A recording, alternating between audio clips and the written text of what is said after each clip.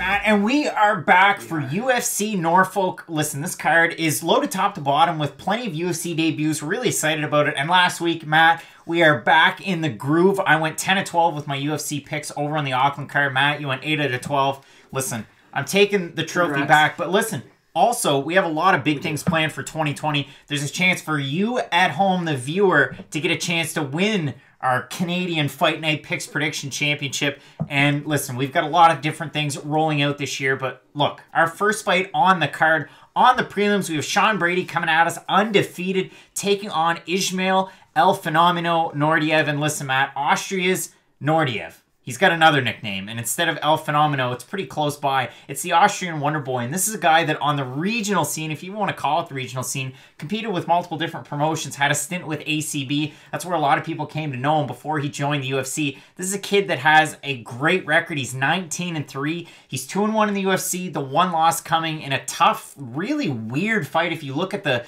stats and the way that judging was done. But really, he was pressured against Chance Rencounter. Before that, a win over Michel Prazeres in his last fight against Siar Bahadurzada. We finally saw what a lot of people were expecting out of this Wonder Boy. Now, he's taking on a really tough test in Sean Brady, a guy coming at you from Renzo Gracie in Philly.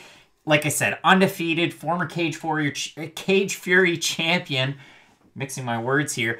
But he's a really tough out, and he's one of those guys that if he's going to win the fight, he really has to pressure him. If you're Sean Brady and you want to keep that undefeated streak going, what's the plan against such a superb striker in Ismail Naurdiev? Do exactly what you did against Court McGee. Court McGee is a guy who, yes, he's a little bit older, but if you can beat him in the UFC, it just kind of proves that, yes, you belong in the UFC in the beginning, because he's always going to give you a hard fight, and he's not an easy out whatsoever. And for you to beat him by decision, too, a guy who's notoriously known for his cardio, and a guy who really puts it on you in that late second, third round, for you to get a win by decision over him, it shows a lot. And Sean Brady does. He's really good at mixing up his takedowns with his striking. He has big power, but he's not the best striker in the world. He does get a little wild, but what he likes to do is he'll pressure you forward, use his striking to set the takedown, and if he does get to the ground, like you mentioned, with him training at Renzo's in Philly, he's phenomenal on the ground. He looks like this big, tall striker that you think's going to go out there and go for these big knockouts, but no, he's actually a really well-rounded grappler, but he's really good at mixing it up, and I think that's going to be key for this fight. And that's the interesting thing. If you go back and watch the Naurdiev fight in his last one against Siar Bahadurzada, I mean, Bahadurzada's been on a little bit of a decline, especially with age. He's had so much experience in the kickboxing realm.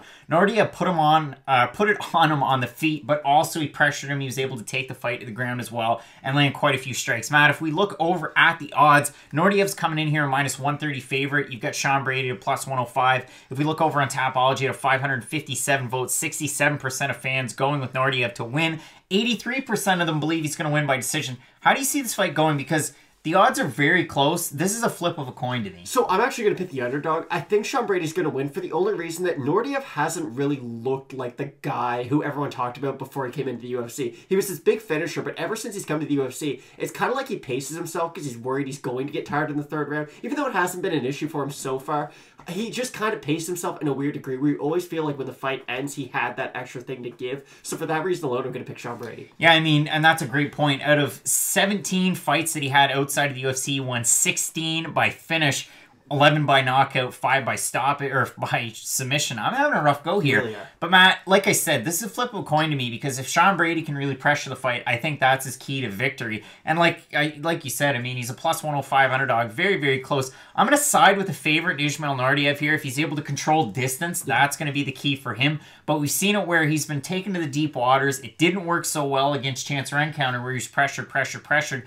There's your key to success again for Sean Brady. But again, in his last outing, looked great against Bahadurzada, and even then against a pressure guy in Michel Prazeres in his UFC debut, he was able to overcome that test as well. And also, go back and watch that Prazeres fight and see how the judges scored it. I mean, there were 30-25s in that card as well. Listen, this is a great fight, and you're not going to want to miss the rest of our 2-minute predictions and 5-minute main event title fight prediction for UFC Norfolk. Be sure to check those out, and as we always say with Fight Night Picks, Matt, let's get into it.